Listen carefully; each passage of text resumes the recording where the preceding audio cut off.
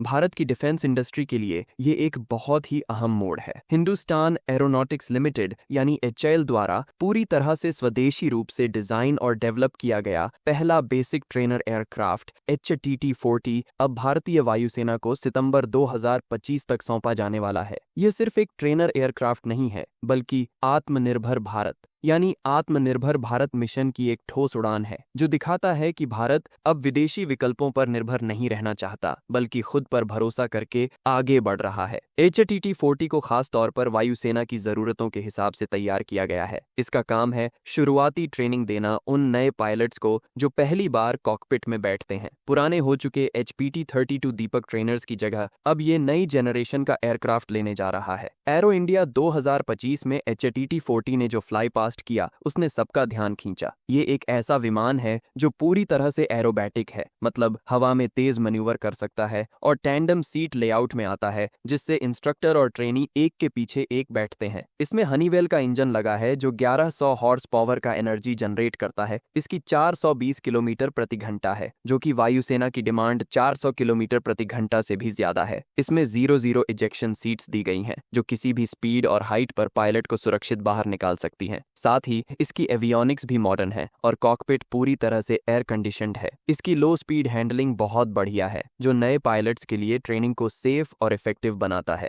HTT-40 का सफर आसान नहीं रहा। जब HAL ने 2012 में इसकी डेवलपमेंट शुरू की, तब एयर फोर्स ने इसे रिजेक्ट कर दिया था, ये कहते हुए कि ये ज्यादा महंगा है और रेडी नहीं है। इसके बदले उन्होंने स्विट्जरलैंड से 75 पिलाटस PC-7 मैक 2 खरीदने का फैसला किया, लेकिन फिर मिनिस्ट्री ऑफ डिफेंस और मेक इन इंडिया के दबाव में आकर एयरफोर्स ने अपना फैसला बदला और आखिरकार डिफेंस एक्सपो 2022 में 6,828 करोड़ रुपए का कॉन्ट्रैक्ट HTT-40 के लिए साइन किया गया। इस कॉन्ट्रैक्ट के तहत 70 एयरक्राफ्ट का ऑर्डर दिया गया है और ऑपरेशनल टेस्टिंग के बाद 36 और एयरक्राफ्ट का ऑप्शन भी रखा गया है। HTT-40 अब वायुसेना की उम्मीदों से कहीं बेहतर प्रदर्शन कर रहा है। इसकी परफॉर्मेंस बेंचमार्क्स को इसने पार कर लिया है, चाहे वो स्पीड हो या 20,200 फीट की सर्विस सीलिंग। HAL ने इस एयरक्राफ्ट के लिए बिना किसी सरकारी मदद के 350 करोड़ रुपए अपने खुद के फंड से लगाए ताकि प्रोजेक्ट चालू रहे, और आज वो इन्वेस्टमेंट सफल साबित हो रही है। अभी HAL के बेंगलुरु और नासिक प्लांट में इसका प्रोडक्शन चल रहा है। पहला एयरक्राफ्ट नासिक से सितंबर 2025 में रोल आउट होगा। योजना के मुताबिक पहले 2 एयरक्राफ्ट 20 महीने के अंदर वायुसेना को दिए जाएंगे, फिर हर साल 8 से 20 एयरक्राफ्ट डिलीवर किए जाएंगे और मार्च 2030 तक सारे एयरक्राफ्ट वायुसेना को मिल जाएंगे। HTT-40 लगभग 56% इंडिजिनस कंटेंट के साथ बना है और आने वाले समय में इसे 60% से ज्यादा किया जाएगा। HAL का देश की 100 से भी ज्यादा MSMEs के साथ कोलैबोरेशन चल रहा है। इस तरह ये प्रोजेक्ट सिर्फ एक विमान नहीं, बल्कि भारत की लोकल इंडस्ट्री को भी एक बड़ी उड़ान दे रहा है।